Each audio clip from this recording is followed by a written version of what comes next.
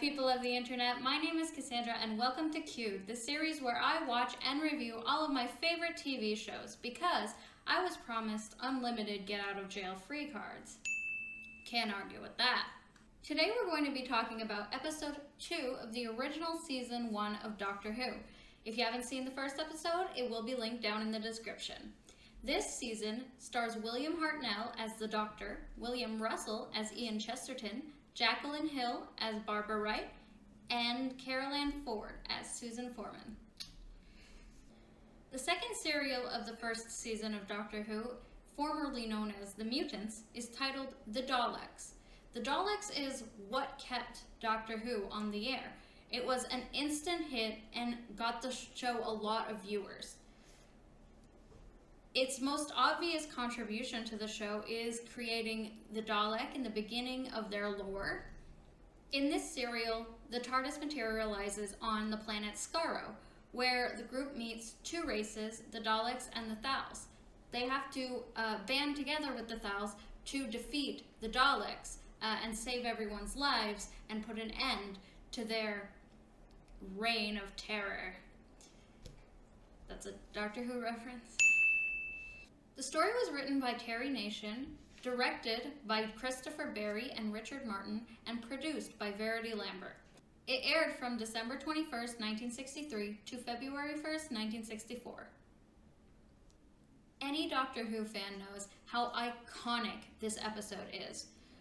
From the introduction to the paramount villains of Doctor Who, to the Doctor helping strangers on screen for the first time. It really is just a piece of Doctor Who history and BBC history. As most people do, I love this episode. Any old Who fan will probably tell you the same, but personally I really do love it. In my opinion, this episode sees the Doctor start to change and start to view the world differently. It really does seem like, from having to hide and flee for so long, that he has hardened over the years, but Susan hasn't. Susan is very empathetic, and her empathy towards the Thals seems to ignite something in the Doctor and affect the Doctor. The Daleks' cruelty is used brilliantly to humanize the Doctor, who otherwise is a very hard person to root for and just very difficult to really see as the protagonist, instead of the villain. But the Daleks are used in a really great way to make him seem more human, to make him seem more relatable and approachable.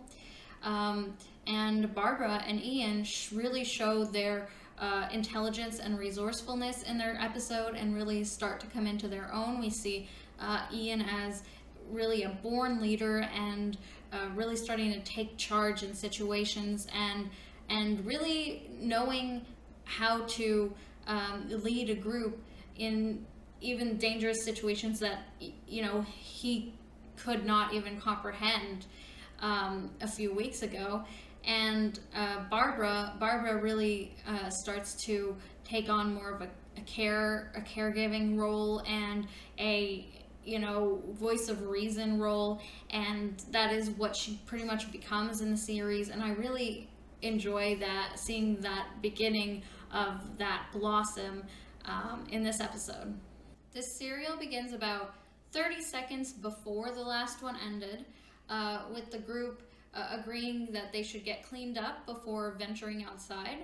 And unbeknownst to them, the radiation meter goes from normal to danger.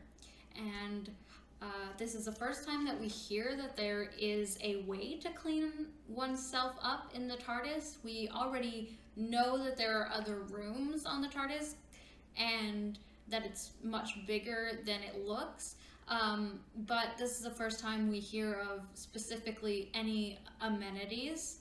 When the group emerges, they are wearing different clothes than they were previously, except for the Doctor, which is interesting because, I always assumed that the Doctor had started collecting the clothes in his wardrobe after he had traveled with the humans for a while, but he apparently just has clothes in the TARDIS already, that Ian can wear, that Barbara can wear, which I think is just really interesting because, how long has he been collecting those clothes? And, does he have them in all different sizes? Does he, have them in, like, for all different eras? Like, how does that work? I don't know.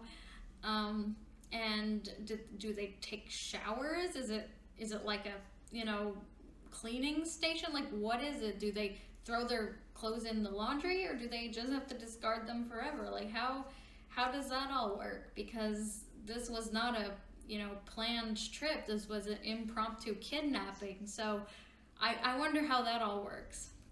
Now, to drive the point home of the forest being burnt down and irradiated, what the team did is that they had some photo negative outside shots that they played, and due to context, I understand that that's supposed to show that it's like irradiated and like nuclear fallout thing, but it's so bad and you can hardly see anything except just small lines on your screen that at the time, so many people watching for the first time really thought that was a production error and that it was a mistake.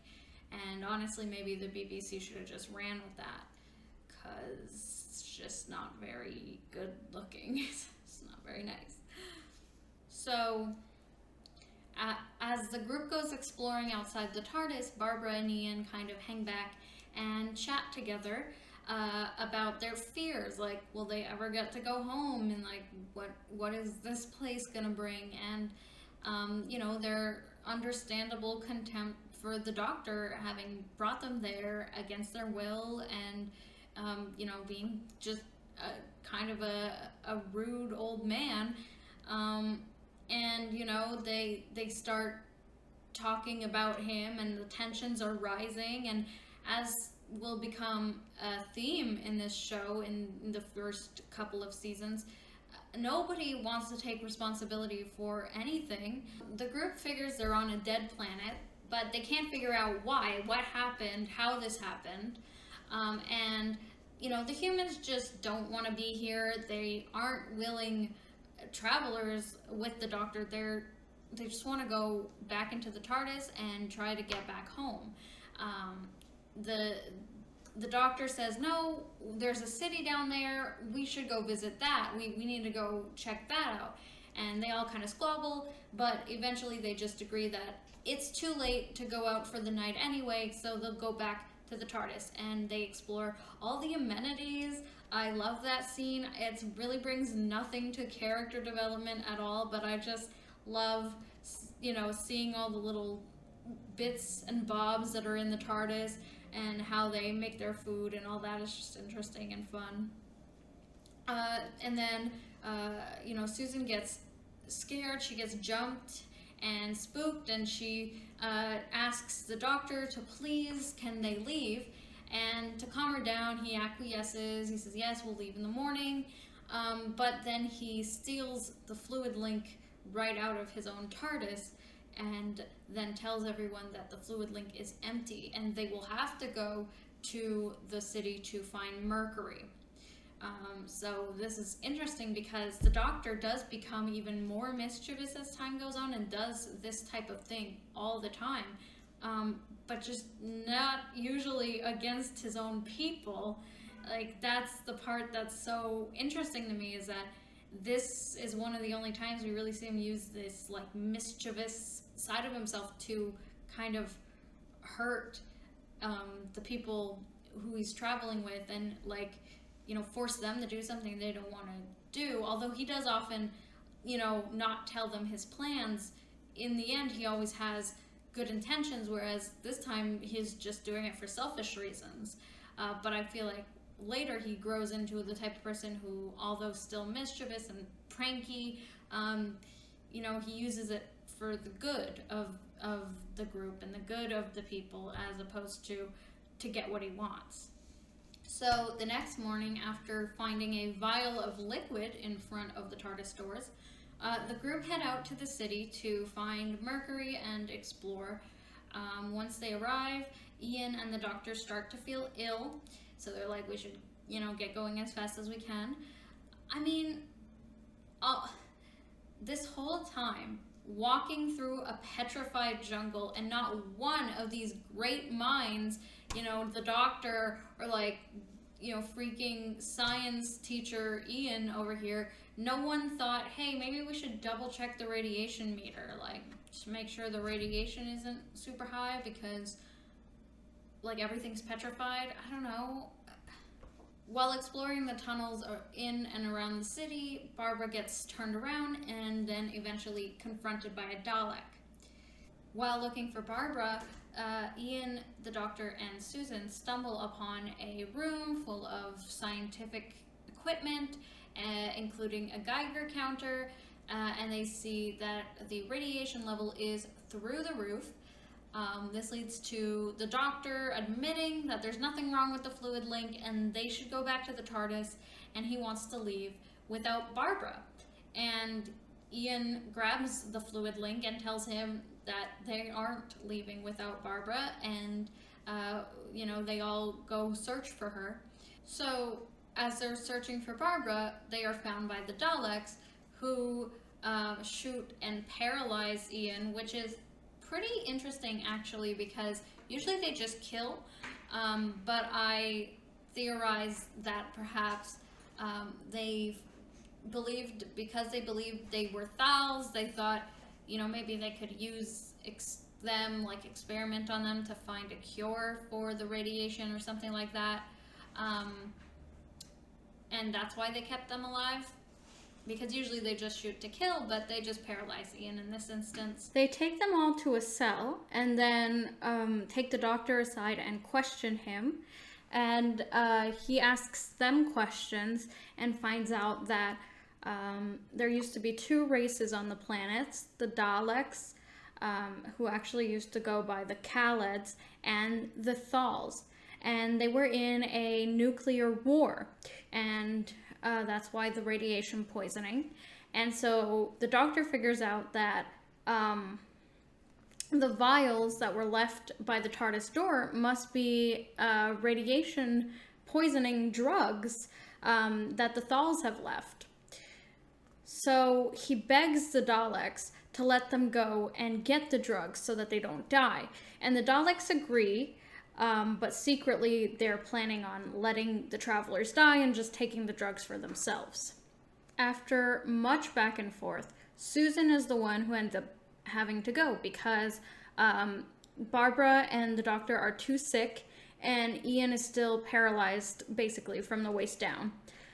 So Susan is the one who has to go. Being the youngest, she's more immune, I guess. I don't think that's how radiation poisoning works, but anyway, she's better, and so she has to go. And she's terrified. She doesn't want to go. She basically begs them to let somebody else go. But first of all, there's no time. Her grandfather is literally dying. And second of all, the Daleks are like, nope, you go now. Whoever's going has to go now. And so Susan is just freaking out. She's can't stand the idea of having to go through the forest alone, and she's terrified, and I'm not a big fan of that. I mean, you're gonna go through the woods and go get a vial of liquid and come back. Yeah, it's uncomfortable, it's not fun, it's not safe, but where's the girl who jumped on a caveman's back last episode to save her grandfather? Your grandfather's literally dying in front of you, and you won't just buck up and go. She has to be thoroughly convinced. She just doesn't want to go, and she's not oh, I'm scared, but yes, I have to do this for my grandfather. She's like, oh my god, do I have to? Do I have to though? Do I have to? And it's very annoying to me, because she should be more willing to sacrifice herself for her grandfather if her personality from last episode was accurate at all. This situation leads to another insane running through the forest scene. This is just a trope in like old Doctor Who, like really old Doctor Who. They stopped doing that after like the first season, but in the first season, there's a lot of these like, they're just running and there's like really blurry shots of nothing and then reaction shots really close to the face. It's like this close. My camera's not gonna focus, but it's like this close. And she's like, ah, ooh, ooh. And it's just hilarious, and I love this trope. Like, it's bad, don't get me wrong. It's not, it's not like, doesn't add any intensity to the story, but it's hilarious. And I mean, of course it does showcase what they're trying to showcase, is that she's terrified, she's scared, she doesn't want to be there. So she gets the TARDIS, she goes in, she gets the vials, she stays there like a lot longer than she probably should. But it's like, if you're gonna go in and be like completely out of breath, full of sweat, completely exhausted, and like take a minute to calm down, why don't you get some water, girl? Like, hydrate. Anyway, she just stands there for a minute until she gets her nerve back. And then she leaves the TARDIS and she runs in to a Thal named Aladon. And Aladon is basically telling her that, he's the one who left those vials there because he thought, these strange people will get, radiation poisoning, so I should leave them medicine. And that, him and his tribe have been wanting to speak to the Daleks, actually, because they need to make a treaty, because the Thals are completely out of food sources, but the Daleks have food sources inside their city, whereas, the Daleks want the radiation medicine, so they think that they can make, like, a treaty. And the Daleks overhear this because they have, like, cameras positioned all over the, I guess, the planet, or, like, the forest, at least. More on that later. And they overhear this, and they're like, okay, we'll make a treaty, and then we'll kill the Thals. So then the Thals, we have a scene of the Thals tribe, like, recapping the events of the day and talking about Susan and saying how she's gonna go to the Daleks. And we have, like, this weird, like, semi-sexist scene where there's, like, this girl, and she's, like, in love with Aladon, I think, and she's like, oh, Aladon is speaking to another girl, like, and it's like, girl, you're literally running out of food, like, maybe calm down.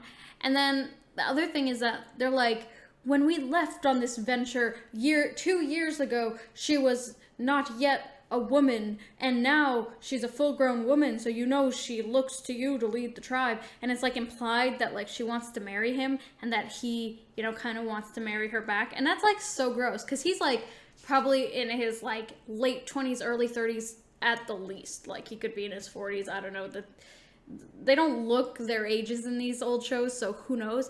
But, like, it's implied that he's, like, much older than her, that when they left, he saw her as, like, a child, and now 2 years later, she's a woman. So it's like, how old is she, and how old was she? Like, is this a 14 years old, 16 years old situation, or is this like an 18 years old, 20 years old situation? Either way, if you saw her as a child 2 years ago, you probably shouldn't be, like, encouraging her in any way to, like, want to be with you. Like, that's weird. Anyway, he calls Susan not a girl, not yet a woman. And I think that's so funny. Like, I don't know why that sentence always gets me. Like, I think that's so funny. Like, what the hell does that mean? Not a girl, not yet a woman. Like, so she's just nothing? She's, like, floating in space? Like, I get it. They mean that she's not grown yet, but she's not a child either. But, like, I feel like there's, like, better ways to say that, but I don't know. It always gets me. Even when it's, like, not a boy, not yet a man. Like, that sentence just makes me laugh, because I always just imagine the person, like, floating in purgatory, like, until they become a man, I guess, or a woman. Like, anyway. So then, back in the Dalek city, Susan is back and everything, and they're back in their cell, and they come up with a plan to escape, which basically involves them tricking a Dalek and then Ian getting inside the Dalek casing, and they kind of imply that there's something more inside the Dalek, but they don't really show it except for like a tentacle. We'll see it more in like other episodes. But they do imply there's like a living being inside the casing. But they like wrap it up and throw it on the floor basically.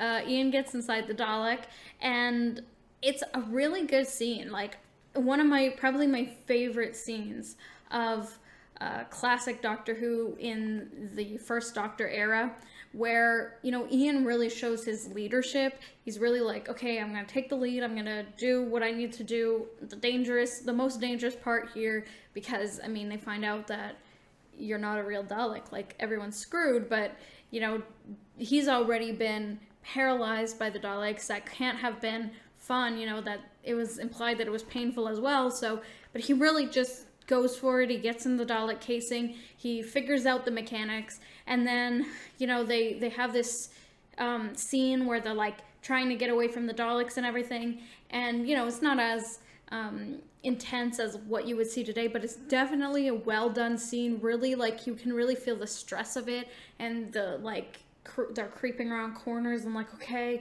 like, are we gonna be able to get out? Like, are they gonna, you know, make us? Like, they're really feel the sense of danger, and I really like that a lot. And then at the end, there's like this really cute hug between Ian and Barbara. We all know I ship them, and Ian and Barbara hugging, and it's just so cute. Like, it's so stressful and you know, sweet, but like with like that little twinge of awkwardness to it. Like oh, should we be hugging? I don't know.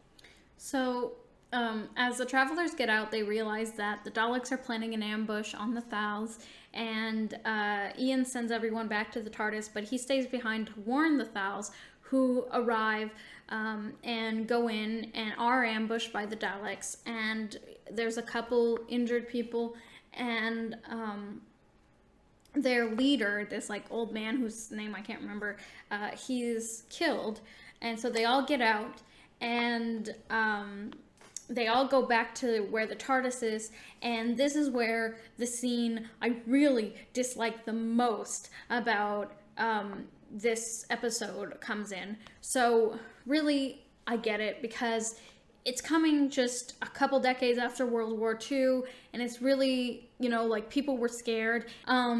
Basically what happens is that the Thals are like hardcore pacifists. They will not go fight, you know, of their own volition. They'll only do self-defense, and that's it. And the humans just can't wrap their minds around that. They can't figure it out. Barbara's just like, I don't get it, I don't get it, I don't get it. And as a history teacher, Barbara, you definitely should get it. Like, you should understand that it's very, very rare that going to war actually leads to anything good happening. And Ian is just enraged by this. He's like, you have to go to war. You have to protect yourselves. And so, you know, at first they're just trying to convince them, and it's like a lot of kind of fighting, and it's just really uncomfortable and hard to watch, because, you know, as a person in 2022, it's like, we've done this. Like, we've gone to war, we've coerced people into going to war, and there's not a lot of good in that. Like, it's very, very rare that there's good in that. So I get it. Like, I get both sides. I get that you can't just sit back and let people do horrifying things to others and kill them and torture them and whatnot. I get that. But I also see the side of, like, why would we go to war when, you know, they're stuck in their city? If they were coming out of the city and, like, actively going against the Thals, that I could get. But the Thals are just there. Like, they can just leave. And I get it, like, they need food. Like, they're dying, they need food. But they've all made, like, peace with that. They're like, you know, hey, we've had our time. And if that's what they want, like, I don't know. I just don't agree with trying to coerce someone into going to war if they don't want to. If they were like, hey, we gotta have a revolution because the Daleks have killed our leader, well, you know what? I wouldn't be, like, against them because it's the Daleks. We all know how that turns out. But if they're pacifists, like, I just don't agree with trying to make them go to war. And then when Ian realizes that he lost the fluid link because the Daleks took it from him. So now they realize they have to go take it back from the Daleks, but they have no chance if they just go in alone. So they start like threatening the Thals. Well, Ian does. Ian starts threatening the Thals. Like, if you don't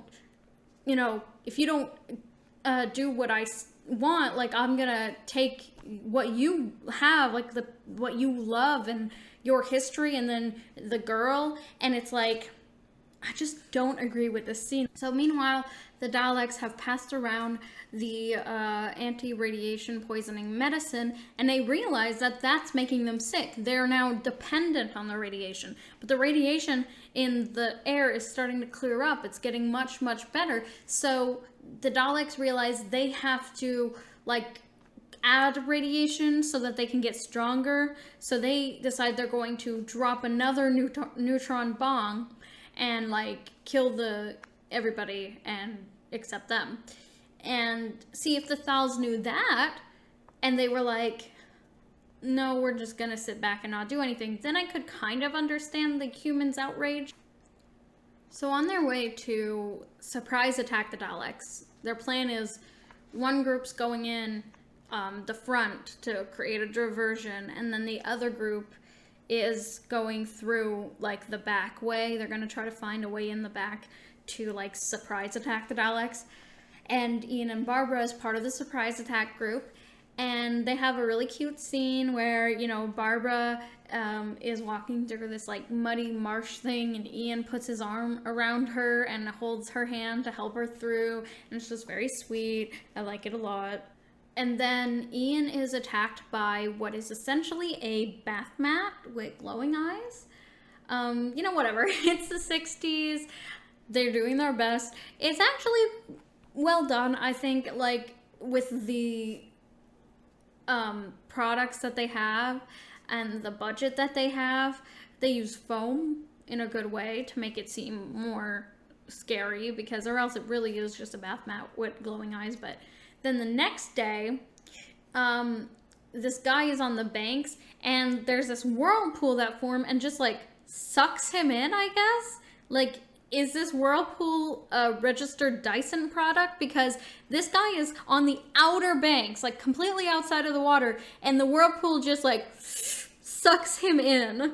What? Like, I don't think that's how whirlpool works. Why couldn't they just, like, they could have just had him in the water, like, you know, ankle deep, like trying to catch a fish or something, and then he could have gotten sucked in. But why would he be sucked in on the outer banks? Like, that makes no sense. While looking for a way through this, like, cave passage, Barbara is with this guy named Ganatus, Thal, and he says, we won't use your custom of Earth to let the ladies first. And it's, like, really weird, because, like, did the subject of planetary politeness customs come up with these people? Like, I guess if Ian let her go first and said ladies first, and then they were like, what's that? And they were like, oh, on our planet, blah, blah, blah. So I guess I could see that one. But there are a lot of odd things like that. Like, the Thals using feet as a measurement. Like, why would they use feet? Like, that's, you know, an Earth thing. Why would, I don't, unless the TARDIS is just translating to English, and that's just the translation that the TARDIS can come up with that will make the most sense to Barbara, so that's what we're, like, hearing. Because, of course, in a much later episode, we find out that the TARDIS translates in your head, so that when you're hearing the people, that you're hearing them in English, even though they're not speaking English. I'm glad they added that in, because, I mean, the fact that all of the planets, like, just speak English, it's so funny. Like, why would they speak English?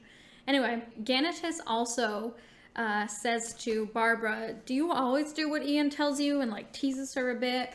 And it really rubs Barbara the wrong way. She's like, no, I don't. But, like, yeah, you do, girl. Like, we all know she's, like, kind of follows whatever Ian says, because she feels so lost. Like, you can tell in these first episodes that she's, like, she's still finding her footing in these dangerous situations. And so if Ian says something goes, then to her it's like something goes. Even when she doesn't necessarily agree with it always. But yeah, she does have a mind of her own, of course. She's not Ian's puppet. And so yeah, it's just funny to see him tease her a little bit. It's kind of, it's cute. Like, she's like, Ian says blah blah blah, and he's like, yeah, Ian, okay. So I think that's pretty cute, because of course, like, the Thals know this planet better. So like, the fact that she's bringing up what Ian said, it's like, okay, but like, you realize Ian doesn't know shit either, right? But she's like, really trusts him. So, when he says that something is a certain way, unless she has good reason to question him, she just goes along with it. Meanwhile, in the Dalek City, the Doctor and the distraction team are messing with the Daleks' cameras outside the city, and the Daleks are freaking out. But I have a more pertinent question than anything about all that. Because they go on this whole thing about how, the Doctor messed up the cameras, and like, that's good, science and everything. But how did the Daleks get cameras outside the city if they can't leave the city? Like, I have to assume the Khalids set them up before they all mutated, and they just keep working? Like, I don't know, like, that seems to me, I guess they're like more advanced than humans, but it seems to me a camera doesn't just, like, it doesn't just last forever. Like, there'll be, like, there was literally a nuclear war. Like, the elements didn't screw up the cameras. Like, they just keep working this whole time. Oh well. So then the distraction team goes into the city and starts screwing around with some stuff. And Susan very obviously has a crush on one of the Thals. It's very cute to see, actually. Her age is really debatable and unknown, but it's very clear by how she acts that this is like a teenage crush for her. She's clearly still a teenager, mentally. Then the Doctor does this clever thing, and it's very cool, but then he gets so caught up bragging about it that they get caught. Like, he's like, bragging, and Susan is like, we need to go, like, now. And he's like, but let me brag. And then the Daleks are like, and actually pretty funny, because that's something the Doctor would do. Honestly, every iteration of their of themselves would probably do that, so I think that's pretty funny. So back into the cave, they find this big crevice, but they figure if they can jump across it, they can actually get like to an outside place. So they're like, maybe we can get through this way. So they all start jumping across the crevice, and there's a very sweet moment where Barbara gets stuck because she goes through like the wrong way, and she calls Ian for help, and he helps her, and it's just very nice. But I think it's so telling that she doesn't say help or someone help, or like she doesn't call out to the Ganitist who's already on the other side. She calls out specifically for Ian. She says, Ian, like, she trusts him so much. He's the only person that in these like crazy situation that they find themselves in, he's the person that she, is connected to, who lives on Earth with her, who's a human like her, who, and it's very nice to see them like have that relationship. And then you see Ian as a very competent, very good leader. I love these scenes where you see him panting, out of breath, completely like sweating head to toe. He's the one helping people cross with the rope, and even through all of that, he's still cheering them on. He's being vocal, like, you can do it, you got it. And then he tells them when they've gotten across, like, that was amazing. Like, he's a natural born leader, and it shows in like every part of this episode. I think he really does like positively affect the people around him. And one of the Thals, Antidus, who does not want to be there, doesn't believe in this cause, is very terrified. He is having a really hard time. He kind of freezes when he has to jump across, and Ian coaches him through it. And he does end up falling into the crevice, but that's because he jumps directly onto Ian, knocking them both over. And then Ian can't pick himself back up to then haul Antidus up.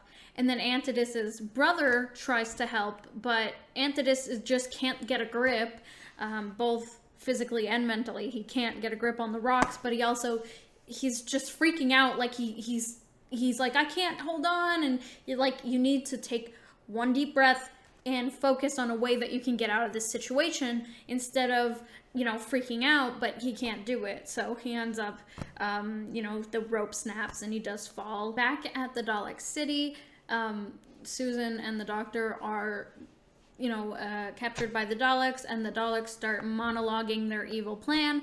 And the Doctor is real mad about all this evil, senseless killing. And now, not to defend the Daleks, obviously, but okay, so from the Daleks' perspective, this is what they need to do to survive. Like, if they don't drop this bomb, eventually the nuclear, waste is gonna dissipate, and the radiation is gonna dissipate, and then they're gonna die. So they need to do this to survive.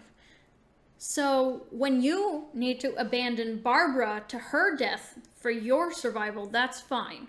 But when the Daleks need to kill 10 Thals for their, survival, then that's evil and senseless. Interesting. I just think that this is the point where the Doctor really starts to see how, bad he's been, because he gets mad at the Daleks, he gets mad at this and that, and he's starting to realize that, just abandoning people, just killing people, it's not right just because, it will save your ass. And I think this is when he very slowly starts to change his behavior and get better. So in another scene of Ian showing he's a born leader, Antidus's brother is obviously heartbroken and starts to despair, and we should just give up, we should just sit down and die, what's the point of this? And Ian is the one to really rouse him and be like, hey, you can do this, we can do this, we've come this far, we gotta keep going. And when the torchlights go out and Ian realizes there's a light streaming in, he's the first to be like, where's the light coming from? We need to look, we need to, dig out. And it's just such a contrast from the following scene where Aladon is trying to, gather the troops and give them a speech for the distraction team to, get them, we gotta go find the Doctor and Susan, there's something wrong. And basically, it's just everyone just looks at him in awkward silence, and they just look, miserable, and, they don't want to be there, and, they don't want to do this. And it's just such a contrast between Ian being like, okay, we can do this, guys, we can do this, and getting everyone riled up, whereas Aladon is just everyone's just are you real? Are you for real right now? Are you for real right now? And it's so funny to see, but it's such a good example of how Ian is a good leader, and he doesn't even need to, be pushed into the role, he just takes it. The Doctor, meanwhile, hoping to delay and distract the Daleks further, tells them about the TARDIS and what it does. And honestly, this causes some real big problems in the future when the Daleks eventually crack the secret to time travel, probably directly due to this confession by the Doctor. Because before they're like, that's impossible, that's not something that can be done, and he's like, yes it can, I promise. And then they're like, we'll do it then. We don't need your TARDIS, we'll do it ourselves. So once everybody gets in the city, the surprise team, by, going through the mountains through the back, and the distraction team by going through the front gates, everyone gets trapped because the Daleks realize that there's activity going on, and they put the whole building on lockdown, and the two groups end up getting stuck together at the same place. They surprising meet up, and then they get trapped together because all the doors are locking. And so that means, if you're following, which it's hard to follow me just telling you, but trust me, that means that the entire 4 previous episodes were for absolutely nothing. Like, 2 people died because they were like, we need to go through the mountains to surprise the Daleks. The distraction team will distract them, and then we'll come in through the back and they won't know what hit them. Those 2 people died for absolutely nothing because everyone got trapped together at the same time. The people who came through the back mountains could have just come through the front gate and they would have gotten trapped at the exact same time anyway. We know this because some of them did come through the front gate and they all got trapped at the same time. So going through the mountains and killing 2 people, one in the whirlpool and one falling in the crevice, those 2 people could still be alive because there was no reason to go through the mountains. What, like, I get it. It was to make a story, but like, why couldn't they figure out a way that one of the teams like got through or something? Because this means that I just watched 3 episodes for nothing. Like, none of that matters. Like, they could have just walked through the front gate. Same difference. But anyway, they end up all at the same place, stuck. There's a countdown to the Daleks launching their nuclear bomb or something. I think that it actually ended up not being a nuclear bomb, some other kind of nuclear thing. But anyway, there's a countdown. And I really hate how that scene is filmed because there's this shot that's like a 360 shot where they just like spin around and it makes me so nauseous. But then like 2 minutes later, a Thal rides a Dalek like a mechanical bull. So honestly, I'm giving it a pass just for that. That's amazing. Once the Daleks are attacked by everyone, they are overwhelmed super quickly and somebody is able to shut down their power source. I'm honestly can't remember exactly who does what to shut it down, but they shut down the power source and all the Daleks are shut down. And it's like, yay! Everyone is safe and the Daleks are dead and we'll never have to deal with those guys ever again, right? Right?